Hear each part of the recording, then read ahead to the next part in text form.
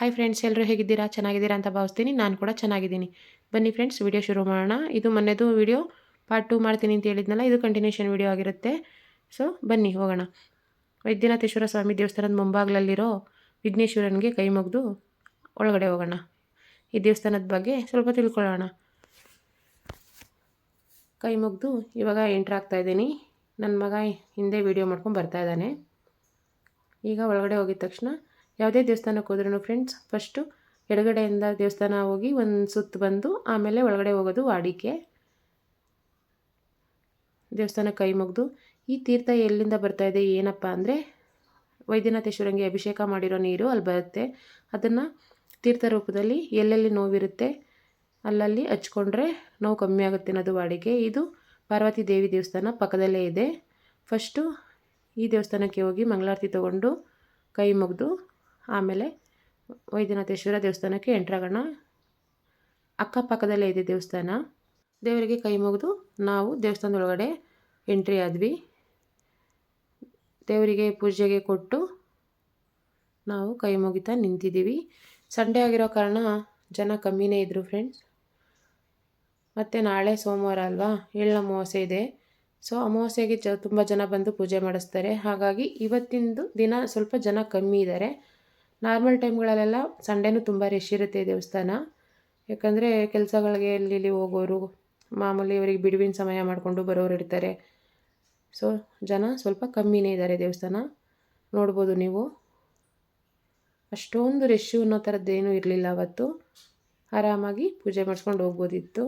So ನಾವು ಆರಾಮಾಗಿ ನೆಮ್ಮದಿಯಾಗಿ ಶಾಂತವಾಗಿ ಪೂಜೆ ಮಾಡಿಸ್ಕೊಂಡು ಕೊನೆಗೆ ಪೂಜೆ ಮುಗಿದ್ಮೇಲೆ ಐನೋರ್ಗೆ ನನ್ನ ಮಗ ಕಾಲಿಗೆ ನಮಸ್ಕಾರ ಮಾಡ್ಕೊತಾ ಇದ್ದಾನೆ. ನೆಮ್ಮದಿಯಾಗಿ ಪೂಜೆ ಮಾಡಿಸಿ ಖುಷಿಯಾಗಿ ದೇವಸ್ಥಾನದೊಳಗಡೆ ಎಲ್ಲ ದೇವ್ರುಗಳಿಗೂ ಕೈ ಮುಗಿದು ಅಡ್ಬಿದ್ದು ತುಂಬ ಖುಷಿ ಫ್ರೆಂಡ್ಸು. ಒಂಥರ ಮನಸ್ಸಿಗೆ ಸಮಾಧಾನ.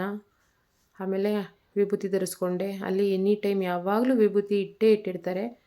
ಸೊ ಈಶ್ವರನ ದೇವಸ್ಥಾನಕ್ಕೆ ಹೋಗಿದ ತಕ್ಷಣ ಫಸ್ಟು ಈ ವಿಭೂತಿ ಧರಿಸಿದ್ರೆ ಅದ್ರ ನೆಮ್ಮದಿನೇ ಬೇರೆ, ಅದ್ರ ಖುಷಿನೇ ಬೇರೆ.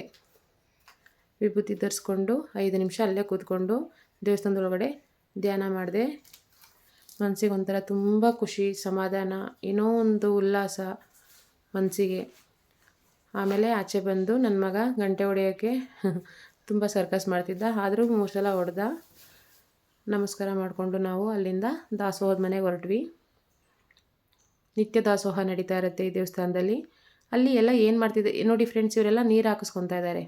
ನೀರು ಹಾಕ್ತಾರೆ ಫ್ರೆಂಡ್ಸ್. ಏನೇ ಒಂದು ಕಾಯಿಲೆಗಳಿರ್ಬೋದು, ಅದೆಂಥದ್ದೇ ಆಗಿರ್ಬೋದು, ಇಲ್ಲಿ ಹುಷಾರಾಗುತ್ತೆ ಅನ್ನೋ ನಂಬಿಕೆನೇ ಮೇಯ್ನು ಇಲ್ಲಿ.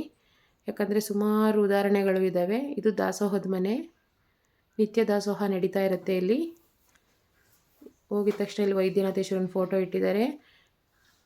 ಸ್ವಸಹಾಯ ಪದ್ಧತಿ. ನಾವೇ ತಗೊಂಡು ತಟ್ಟೆನ ನಾವೇ ಹೋಗಿ ಊಟ ಹಾಕಿಸ್ಕೊಂಡೋಗಿ ಊಟ ಮಾಡಬೇಕು. ಇವರು ನನ್ನ ಮಗನಿಗೆ ತಾತ ಆಗಬೇಕು, ನಮ್ಮ ಸಂಬಂಧಿಕರೇ ಅವರು. ಸೊ ಅಲ್ಲಿ ಅಡುಗೆ ಕೆಲಸದಲ್ಲಿ ಅವರು ಕೆಲಸ ಮಾಡ್ತಾಯಿರ್ತಾರೆ. ಪ್ರತಿದಿನ ಅವರು ಅಲ್ಲಿ ಅಡುಗೆ ಕೆಲಸಕ್ಕೆ ಹೆಲ್ಪ್ ಮಾಡೋದು, ಪ್ರತಿಯೊಂದು ಈ ಥರ ಊಟ ಬಡಿಸೋದು ಎಲ್ಲ ಮಾಡ್ತಾನೆ ಇರ್ತಾರೆ. ಅವ್ರ ಹೆಸರು ಲಿಂಗನ್ಮಯ್ಯ ಅಂದ್ಬಿಟ್ಟು. ಸೊ ಅಕ್ಕಿ ಪಾಯಸ ಮಾಡಿದ್ದಾರೆ ಇವತ್ತಿಂದು ದಾಸೋಹಕ್ಕೆ. ನೋಡಿ ಫ್ರೆಂಡ್ಸ್, ಅದೇನೋ ಗೊತ್ತಿಲ್ಲ, ಅದು ದೇವಸ್ಥಾನಗಳಲ್ಲಿ ಪ್ರತಿಯೊಂದು ದೇವಸ್ಥಾನದಲ್ಲೂ ನಾನು ಅಬ್ಸರ್ವ್ ಮಾಡಿದ್ದೀನಿ. ಅಲ್ಲಿ ಪ್ರಸಾದ ಹೇಳ್ಕೊಳಕ್ಕೆ ಆಗಲ್ಲ, ಅಷ್ಟು ಮಹತ್ವ ಇರುತ್ತೆ ಅಲ್ಲಿ ಪ್ರಸಾದಕ್ಕೆ. ಅದು ತುಂಬಾ ರುಚಿಯಾಗೂ ಇರುತ್ತೆ. ಅದು ಎಲ್ಲ ದೇವ್ರ ಮಹಿಮೆ. ನೆಕ್ಸ್ಟು ಅನ್ನ ಸಾಂಬಾರು. ನಾನಂತೂ ಹೊಟ್ಟೆ ತುಂಬ ಊಟ ಮಾಡ್ತೀನಿ ಫ್ರೆಂಡ್ಸ್. ದೇವಸ್ಥಾನದಲ್ಲಂತೂ ನಂಗೆ ತುಂಬ ಇಷ್ಟ ದೇವಸ್ಥಾನದಲ್ಲಿ ಪ್ರಸಾದ ಊಟ ಮಾಡೋಕ್ಕೆ. ನನ್ನ ಮಗನೂ ಊಟ ಮಾಡ್ತಿದ್ದಾನೆ. ಅದಾದಮೇಲೆ ಮಜ್ಜಿಗೆನೂ ಕೊಡ್ತಾರೆ. ಮತ್ತು ಅವರು ಯಾರಾದರೂ ಅಂದ್ಕೊಂಡಿದ್ರೆ, ಅರಕೆ ಮಾಡ್ಕೊಂಡಿದ್ರೆ, ಅವರು ಊಟಕ್ಕೆ ಸುಮಾರು ಜನ ದಾನಿಗಳಿದ್ದಾರೆ. ದಾನಿಗಳ ಊಟ ಹಾಕಿಸೋದು, ಆ ಥರ ಅನ್ನದ ರೂಪದಲ್ಲಿ ದಾನ ಮಾಡೋವಂಥದ್ದು, ಅವ್ರ ಕೈಲಾದ ಸೇವೆ ಯಾರು ಬೇಕಾದರೂ ಮಾಡ್ಬೋದು. ಅಲ್ಲಿ ಬಂದು ಒಳಿತನ್ನು ಕಂಡವರು ಸುಮಾರು ಜನ ಹರಕೆಗಳು ಮಾಡ್ಕೊಂಡಿರ್ತಾರೆ. ಊಟ ಎಲ್ಲ ಮುಗಿದ್ಮೇಲೆ ನಾವೇ ತಗೊಂಡೋಗಿ ತಟ್ಟೆಗಳನ್ನ ನಾವೇ ತೊಳೆದು ಇಡೋವಂಥ ವಾಡಿಕೆ. ಆವಾಗಿಂದ ಅದೇ ಥರ ಪದ್ಧತಿ ನಡ್ಕೊಂಬಂದಿದೆ. ಇದು ದಾಸೋಹದ ಮನೆ. ಅಲ್ಲಿ ನಮ್ಮ ಮಾವನ ಹತ್ರ ನಿಂತ್ಕೊಂಡು ನನ್ನ ಮಗ ಮಾತಾಡ್ತಾ ಇದ್ದಾನೆ. ಮತ್ತು ಅವ್ನಿಗಿಷ್ಟ ಆ ಥರದ್ದೆಲ್ಲ ಊಟ ಬಡಿಸೋಕ್ಕೆ, ಆ ಥರದ್ದೆಲ್ಲ ತುಂಬಾ ಇಷ್ಟ ಅವನಿಗೆ. ನಾನು ಬಡಿಸ್ತೀನಿ ಮಮ್ಮಿ ಅಂದ್ಬಿಟ್ಟು ಅವನು ಹೋಗಿ ಅವ್ರ ತಾತನ ಜೊತೆ ನಿಂತ್ಕೊಂಡು ಊಟ ಬಡಿಸ್ತಾ ಇದ್ದಾನೆ. ನೋಡೋಕ್ಕೆ ಒಂದು ಖುಷಿ. ಆಮೇಲೆ ನಾನು ಹೋದೆ, ಸ್ವಲ್ಪ ಹೊತ್ತು ನಿಂತೇ ಇದ್ದೆ. ಸರಿ ಅಂದ್ಬಿಟ್ಟು ನಾನು ಹೋದೆ. ಸ್ವಲ್ಪ ಜನ ಬರೋಕ್ಕೆ ಶುರುವಾದರು. ಈ ಥರ ಎಲ್ಲ ಸೇವೆ ಮಾಡಿದ್ರೆ ತುಂಬಾ ಒಳ್ಳೆಯದು ಫ್ರೆಂಡ್ಸ್. ಯಾರಾದರೂ ಊಟ ಮಾಡಿದ್ರೆ ಎಲೆ ಎತ್ತೋದಾಗಿರ್ಬೋದು, ಊಟ ಬಡಿಸೋದಾಗಿರ್ಬೋದು, ಒಂದು ಕುಡಿಯೋಕ್ಕೆ ನೀರು ಕೊಡೋದಾಗಿರ್ಬೋದು, ಈ ಥರದ್ದೆಲ್ಲ ತುಂಬ ಒಳ್ಳೆಯದು, ಮಾಡಬೇಕು. ಇದರಿಂದ ತುಂಬಾ ಪುಣ್ಯ ಸಿಗುತ್ತೆ. ವಯಸ್ಸಾಗಿರೋರಿಗೆ, ಮಕ್ಕಳಿಗೆ, ಈ ಥರ ಎಲ್ರಿಗೂ ಹೆಲ್ಪ್ ಮಾಡಬೇಕು. ನಮ್ಮ ಕೈಲಾದ ಸೇವೆ ನಾವು ಮಾಡಬೇಕು. ನಮ್ಮ ಮಾವನ ಹತ್ರ ನಿಂತ್ಕೊಂಡು ಸ್ವಲ್ಪ ಮಾತಾಡ್ತಾ ಇದ್ದೀನಿ. ನನ್ನ ಮಗ ವೀಡಿಯೋ ಮಾಡ್ತಿದ್ದಾನೆ. ಹಿಂಗೆ ಏನೇನೋ ಹೇಳ್ತಾಯಿದ್ರು, ಕೇಳ್ತಾ ಇದ್ದೆ. ಆಮೇಲೆ ನಾನು ವೀಡಿಯೋ ಮಾಡ್ತೀನಿ, ನೀವು 3 ಜನ ಬಡಿಸ್ರಿ ಅಂತೇಳಿ ಬಡ್ಸೋಕ್ಕೆ ಹೇಳ್ಬಿಟ್ಟು ನಾನು ಶೂಟ್ ಮಾಡ್ತಾಯಿದ್ದೀನಿ ವೀಡಿಯೋನ. ಇದು ದಾಸೋಹದ ಮನೆ ನೋಡ್ಬೋದು ನೀವು, ವೈದ್ಯನಾಥೇಶ್ವರನ ಸ್ವಾಮಿ ಫೋಟೋ ಅದು. ಇಲ್ಲಿ ಶಿವಕುಮಾರ ಸ್ವಾಮೀಜಿ ಫೋಟೋನು ಇಟ್ಟಿದ್ದಾರೆ. ಇದು ಫಿಲ್ಟ್ರ್ ಹಾಕ್ಸಿದ್ದಾರೆ. ಕುಡಿಯೋ ನೀರಿನ ವ್ಯವಸ್ಥೆನೂ ತುಂಬಾ ಚೆನ್ನಾಗಿದೆ. ಈಗ ನೀವು ನೋಡ್ತಾ ಇರೋದು ದಾಸೋಹದ ಅಡುಗೆ ಮನೆ ಅದು. ನೋಡಿ ಫ್ರೆಂಡ್ಸ್, ಎಷ್ಟು ಅಚ್ಚುಕಟ್ಟಾಗಿ ಇಟ್ಟಿದ್ದಾರೆ ದಾಸೋಹದ ಮನೆನ, ಎಷ್ಟು ಚೆನ್ನಾಗಿಟ್ಟಿದ್ದಾರೆ. ಅಲ್ಲಿ ಅಡುಗೆಗಳನ್ನ ಮಾಡ್ತಾಯಿದ್ದಾರೆ, ತುಂಬಾ ಕ್ಲೀನಾಗಿ ಇಟ್ಟಿದ್ದಾರೆ.